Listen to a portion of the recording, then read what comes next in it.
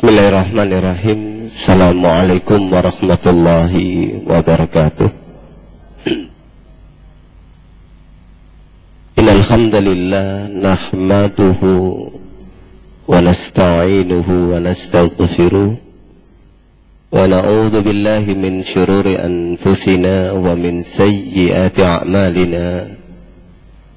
May yahdihillahu fala mudilla lahu wa may yudlilhu fala hadiya lahu. Asyhadu an la ilaha illallah wahdahu la syarika lahu wa asyhadu anna Muhammadan abduhu wa rasuluhu alladzi la nabiyya ba'da, amma ba'd. Saudara dan saudariku sekalian, ikhwan fillah rahimakumullah. Segala puji milik Allah, Tuhan yang senantiasa mengkaruniai kita banyak nikmatnya.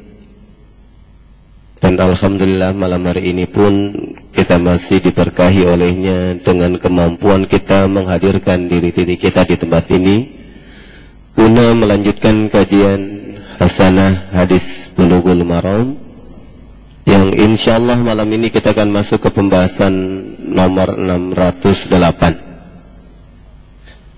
Salawat dan salam senantiasa Allah curahkan untuk suri teladan kita Nabiullah Muhammad Rasulullah Sallallahu Alaihi Wasallam.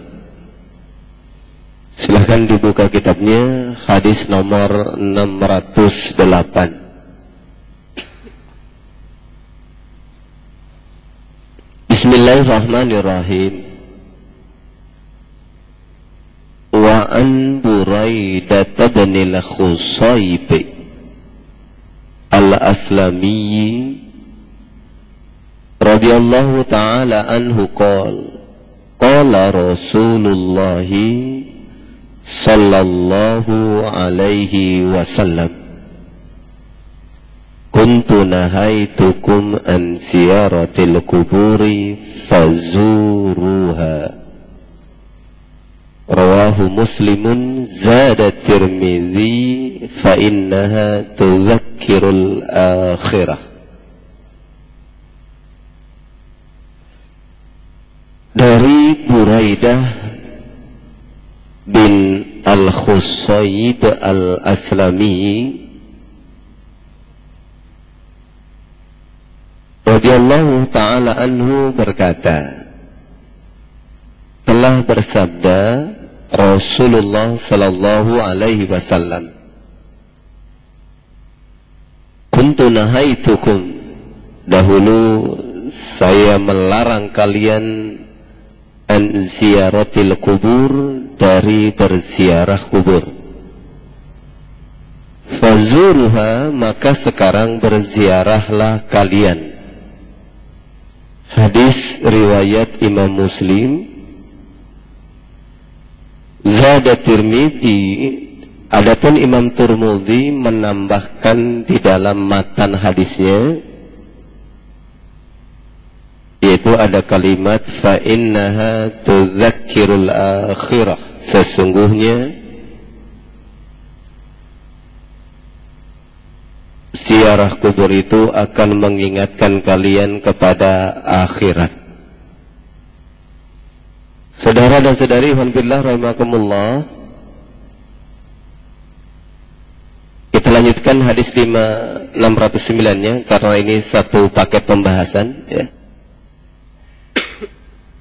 Zada Ibnu Majah min hadis Ibni Mas'udin wa tuzahidu fid dunya.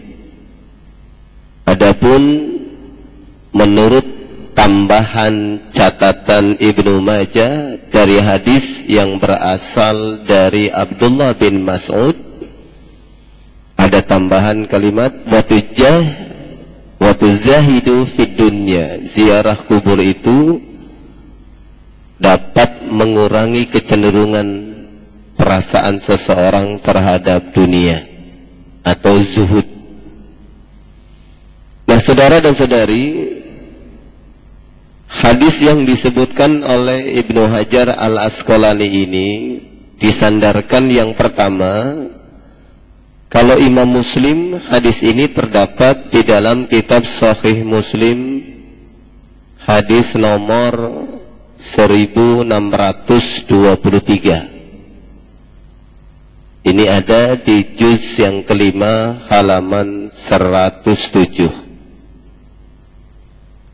Imam Muslim menuliskan hadis nomor 1623 ini dalam pembahasan, yaitu bab permintaan izin Nabi Muhammad sallallahu alaihi wasallam kepada Rabb-Nya untuk berziarah.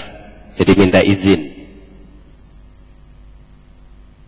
Nah, di dalam kitab Sahih Muslim ini matan selengkapnya adalah sebagai berikut. Di dalam matan asalnya, an Ibni Buraidah an abihi qala Rasulullah sallallahu alaihi wasallam, nahaitukum an ziyaratil kuburi fazuruha. Ini yang ada. Nah, tambahannya adalah wa nahaitukum, dan aku dulu pernah melarang kalian menyimpan daging kurban. Nahaitukum an luhumil awzahi. Saya dahulu pernah melarang kalian menyimpan daging kurban lebih dari 3 hari. Ini kelengkapan hadisnya, matan kelanjutannya. Fa'amsiku ma badalakum, maka sekarang simpanlah selama itu jelas bermanfaat bagimu. Jadi kalau 3 hari berarti sesudah tasyrik tanggal 13 Zulhijjah, maka tanggal 14, 15, 16 itu dikategorikan, mulai tanggal 17 itu dikategorikan haram. Tetapi dengan adanya hadis ini, maka menjadi halal menyimpan lebih dari itu. Kemudian larangan yang ketiga, wa nahaitukum anin nabizi illa fi siqain. Dahulu saya pernah melarang kalian membuat anggur kecuali jika engkau membuatnya di dalam kirbah. Kirbah itu adalah tempat nyimpen air yang terbuat dari kulit. Jadi dilarang membuatnya dan meminumnya. Maka sekarang tashribu fil askia, silahkan minumlah perasan anggur ini dari bejana apa saja. Jadi tidak mesti di dalam kirbah yang terbuat dari kulit. Kalau selain kulit berarti tidak boleh, tapi sekarang boleh, asal wala tashrabu muskiran, selama perasan anggur itu belum menjadi minuman yang memabukkan, muskiran. Nah, ini kelengkapan matannya di dalam kitab Sahih Muslim, hadis nomor 1623, juz 5 halaman 107, yang kemudian oleh Ibnu Hajar Al-Asqalani rahimahullah itu diambil kata bagian atau kalimat bagian pertamanya saja, yaitu kuntu nahaitukum an ziyaratil kuburi fazuruha. Nah, ini matan asal atau lengkapnya seperti itu, saudara dan saudari. Kemudian di dalam catatan tambahan Imam Turmuzi, ini terdapat asalnya kitab Sunan Turmuzi nomor 974. Nah, di dalam catatan Imam At-Turmuzi di dalam kitabnya As-Sunan, hadis nomor 974, juz 4 halaman 210. Di sana kelengkapan matanya sebagai berikut. Qala Rasulullah, telah bersabda Rasulullah sallallahu alaihi wasallam, qad kuntu nahaitukum an ziyaratil kubur, sungguh saya dahulu pernah melarang kalian menziarahi kubur. Faqad udzina li Muhammadin fi ziyarati qabri ummihi, maka sekarang telah diizinkan oleh Allah Nabi Muhammad untuk menziarahi kubur ibunya. Jadi Rasulullah mau berziarah ke kuburan ibunya saja minta izin. Kenapa? Ya, karena apa yang dilakukan oleh Nabi sesudah menjadi Rasul itu menjadi anutan, teladan. Jadi tidak boleh asal suka begitu ya. Itu yang pertama. Yang kedua, terlebih lagi dalam sebuah riwayat ibunya meninggal masih dalam kategori tidak beriman. Nah, itu yang kemudian menjadi debat tebal, didiskusikan, diperdebatkan oleh sebagian kaum muslimin, khususnya dipermasalahkan oleh mereka yang masuk kategori Alawiyin ya, kelompok Ahlul Bait. Nah, itu menjadi bahan debat tebal, sesuatu yang didiskusikan. Tapi terlepas daripada diskusi itu, sebenarnya ini sebuah pelajaran. Kalau Nabi Muhammad SAW saja tidak mampu memberikan manfaat bagi ibunya yang dalam tanda kutip berbeda dengannya, apalagi model kita. Itulah sebabnya kita nanti di akhirat pun bisa nafsi-nafsi bahkan kalau kita membaca surat 31, 33 surat Luqman ayat 33 itu wakhshaw yauman la tajzi walidun an waladihi, takutlah pada hari di mana seorang ayah tidak bisa memberi manfaat kepada anaknya dan anak pun tidak bisa menolong bapaknya. Bahkan kalau kita membaca di dalam surat Al-Ma'arij surat ke-70 dari ayat 11 itu nanti banyak juga orang-orang tua yang meminta dosanya ditebus dengan anak-anaknya. Yubassarunahum yawadul mujrimu law yabtadi min adabi yaumi idzin bidanihi. Yang kedua, wasahibatihi wa akhihi, banyak orang minta ditebus kesalahannya dengan pasangannya. Jangan saya yang disiksa ya Allah, istri saya aja. Istri juga akan mengatakan jangan saya Allah, suamiku saja. Karena saya salah juga gara-gara suami. Suaminya bela saya begini karena ingin nurutin kemauan istri. Nah, kan saling tuduh menuduh. Wa akhihi, bahkan dia juga akan meminta kepada Allah agar dirinya ditebus oleh saudara kandungnya. Bahkan wa fasilatihi allati tu'wih, kalau perlu oleh siapapun orang yang pernah ditolong olehnya. Wa man fil ardi jami'an, kalau perlu juga semua manusia yang dikenalnya bisa menjadi tebusannya. Ya, mudah-mudahan kita tidak termasuk orang yang saling menyalahkan. Kalau begitu nanti ada juga murid, ya Allah saya begini gara-gara guru saya, gitu kan. Na'udzubillah min dzalik ya.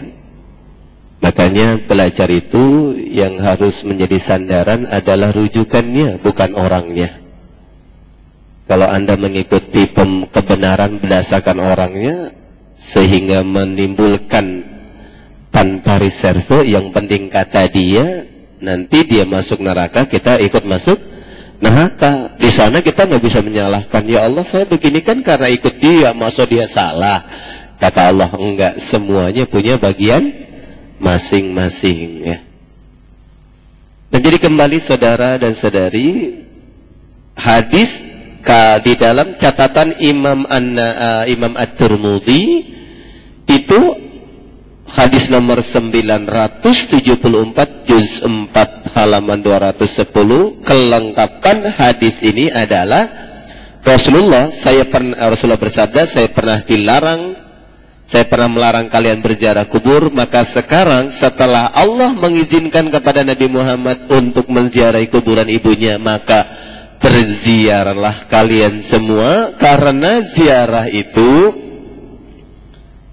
tuzakkirul akhirah, dapat mengingatkan seseorang kepada akhirat. Nah ini saudara dan saudari kelengkapan hadis ini. Sebelum kita masuk ke pembahasan makna, kita lanjutkan nomor 609 tadi. Imam Ibnu Majah menambahkannya itu di dalam kitabnya Sunan Ibnu Majah. Wa zada Ibnu Majah min hadits Ibnu Mas'ud. Ini ada di dalam kitab Sunan Ibnu Majah, hadis nomor 1560. Ini ada di juz yang kelima, halaman 45. Nah, di dalam matan tersebut ya, hampir sama ya, dengan matan yang datang dalam catatan Imam At-Tirmidzi. Hanya saja ada tambahannya, kuntu nahaitukum an ziyaratil kubur fazuruha fa innaha tuzahidu fid dunya wa tuzakkirul akhirah. Berziarahlah sekarang ya, karena itu dapat menjadikan kalian zuhud. Zuhud itu adalah berkurangnya kecenderungan kita yang berlebihan terhadap dunia. Jadi kepada harta itu tidak terlalu terobsesi. Jadi harta itu yang penting cukup ya, cukup buat makan ya, cukup buat beli pakaian, cukup buat beli rumah, cukup buat beli mobil, cukup ya, cukup yang penting cukup ya itu. Ketika mau pengen ganti rumah cukup juga ya, yang penting cukup itu ya, nggak usah berlebihan ya, cukup yang penting. Ini zuhud saudara. Makanya minta kepada Allah, ya Allah cukupkan aku dengan kebutuhanku. Ya. Atau ada hadis mengatakan, aghnini bihalalika an haramik. Kayakan aku dengan yang halal ya Allah, sehingga aku tidak butuh dari hal yang haram yang kau haramkan. Jadi zuhud itu adalah merasa cukup dengan urusan dunia dan tidak berlebihan. Jadi orang zuhud mungkin nggak orang kaya, mungkin. Lawan dari zuhud itu fakir. Ada orang kaya fakir. Fakir itu artinya amat sangat bergantung banget sama dunia. Itu fakirun. Jadi sebenarnya yang disebut fuqara itu bukan karena semata-mata dia tidak punya uang, tapi punya duit pun masih perasaannya haus terus. Oh, sudah punya sekian, pengen sekian. Nah, itu juga termasuk fakir. Makanya di dalam kitab Sahih Muslim, Rasulullah Shallallahu Alaihi Wasallam pernah menggambarkan, laukana libni Adam, seandainya seorang hamba, anak cucu Adam itu diberikan wadian mulian bizahabin, diberikan satu lembah yang berisi sepenuh emas, lakana ahabu ayyakuna tsaniyan, pasti dia pengen punya lembah yang kedua. Bahkan kalau dia sudah punya lembah kedua, dia juga pengen punya salisan yang ketiga. Lalu Rasulullah mengatakan, wala yashuddu jawfa ibni Adam illa turab.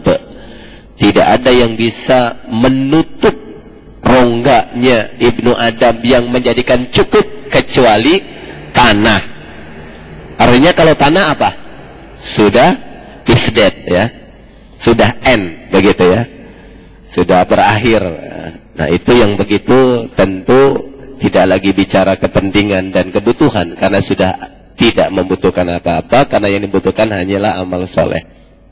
Nah saudara dan saudari wantillah rahmatullah, jadi kelengkapan hadis ini di dalam kitab Sunan Ibnu Majah itu seperti tadi, ada tambahan fa innaha tuzahidu fid dunya wa tuzakkirul akhirah.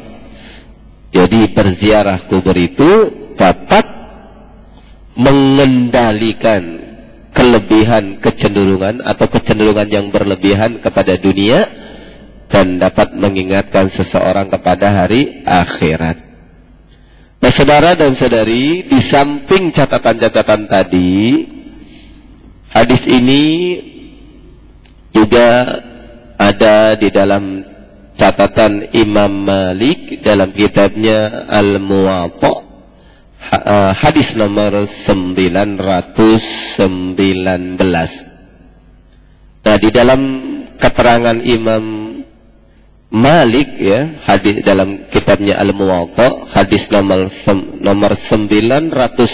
itu diceritakan suatu hari Abu Sa'ad Al-Khudri radhiyallahu anhu itu sepulang dari sebuah perjalanan itu pernah dihidangkan makanan yang di sana dimasakkan daging kurban. Setelah dia melihat, oh ini daging kurban kemarin, padahal dia berhitung waktu sudah lebih dari hari tasyrik. Hari tasyriknya sudah lewat, 3 hari berikutnya berarti tanggal 14, 15, 16 lewat. Kok ini tanggal 20 masih ada daging kurban? Lalu sahabat Sa'id Al-Khudri ini bertanya, kenapa kalian hidangkan untuk saya makanan yang diharamkan oleh Rasulullah? Lalu anak-anaknya, keluarganya, oh tidak, sekarang sudah dibolehkan. Gitu. Penasaran dia, aja dia keluar nanya-nanya, benar enggak? Kalau Rasulullah sudah menghalalkan, sudah membolehkan kita makan daging kurban yang disimpan lebih dari 3 hari, ternyata Abu Sa'id mendapatkan informasi betul bahwasanya Rasulullah SAW pernah dulu melarang orang-orang menyimpan daging kurban lebih dari 3 hari, tapi sekarang boleh sampai kapanpun selama itu memberikan manfaat. Ya, kalau teknologi dahulu belum bisa dibikin apa? Ya, yang dibikin tebar kurbannya daging kalengan.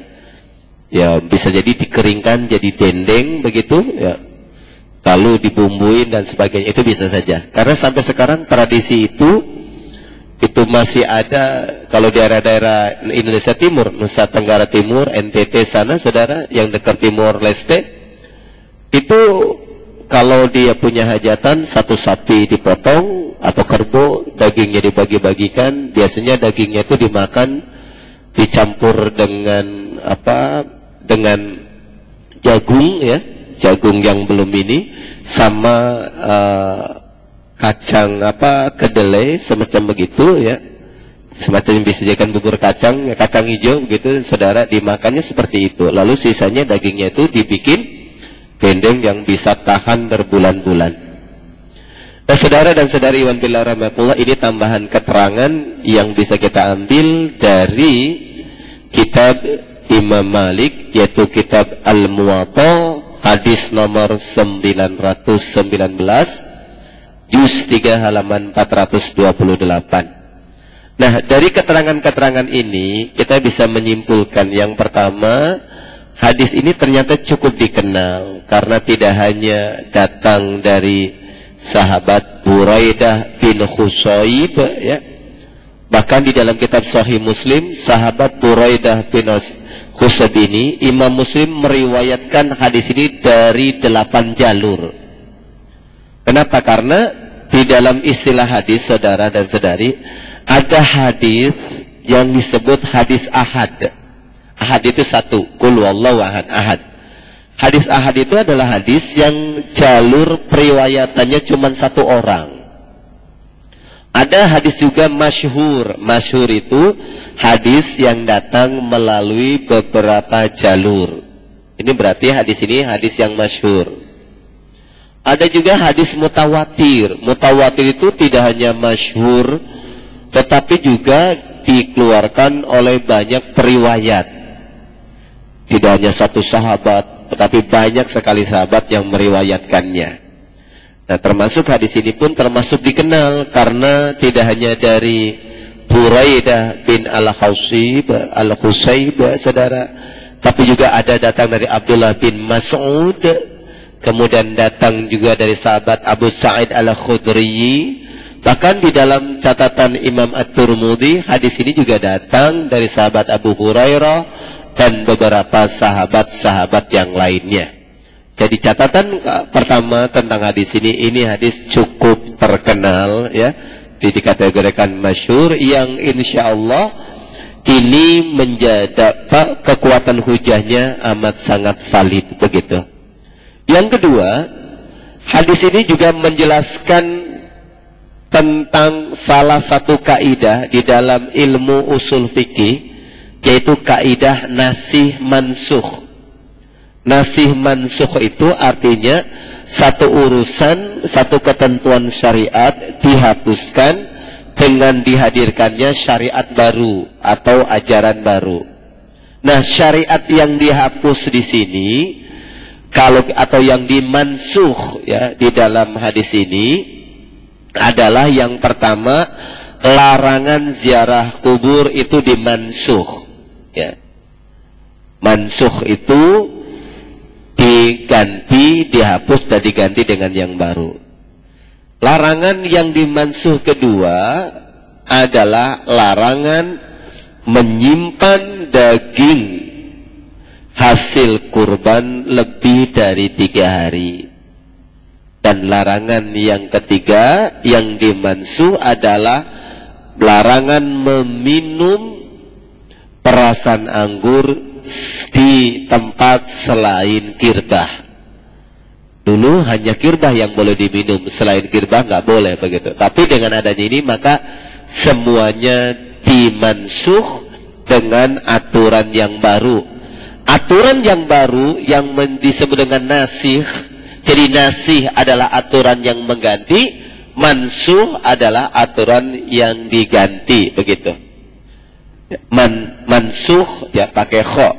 Nasaha mansuh, ini Anda bisa lihat ketetapan ini di dalam Al-Quran terdapat dalam surat Al-Baqarah, surat kedua, halaman ayat 106 ya. Anda bisa lihat di dalam Quran surat Al-Baqarah ayat 106. Di sana Allah Subhanahu wa taala berfirman, A'udzu billahi minasyaitonir rajim. Ma nansakh min ayatin aw nusiha na'ti bi khairin minha aw misliha alam ta'lam anna Allaha ala kulli syai'in qadir. Terjemahan ayat itu adalah ya, ayat 106 surat Al-Baqarah. Terjemahannya adalah manansah, tidaklah kami menghapuskan ya, min ayatin, dari suatu ayat, au nunsiha, atau kami melupakannya, nakti, kecuali kami pasti mendatangkan bi khairin, dengan sesuatu yang lebih baik, minha, dari yang dihapus atau diganti, au misliha, setidak-tidaknya serupa.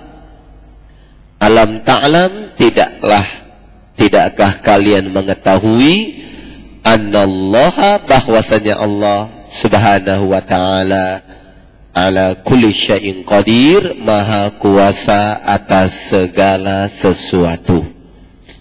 Nah, saudara-saudari, ayat 106 ini dijadikan hujah tentang adanya nasih mansukh. Nah, di dalam kalangan ahli tafsir terjadi perbedaan tentang pengertian ayat. Ada yang mengatakan ayat adalah ayat Al-Quran. Yang kedua, ada yang menerjemahkan ayat di sana bukan ayat Quran, tetapi adalah ajaran agama. Ya, karena masuk Isya, insyaallah kita lanjutkan penjelasannya sesudah salat Isya berjamaah. Wal afu minkum walhamdulillahi rabbil alamin.